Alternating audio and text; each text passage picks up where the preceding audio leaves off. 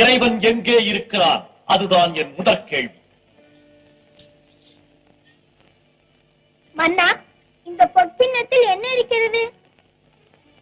ஒரு கிண்ணத்திலே பசுவின் பால் இருக்கிறது.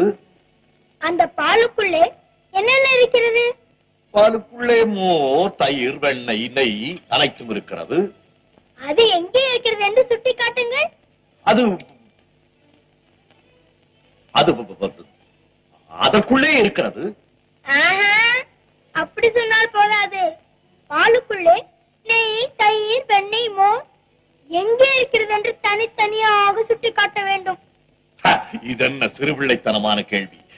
அதற்குள்ளே எல்லாம் அடங்கி இருக்கிறது. அப்படித்தானே, ஆண்டவன் எல்லா இடத்திலும் அடங்கி இருக்கிறான்.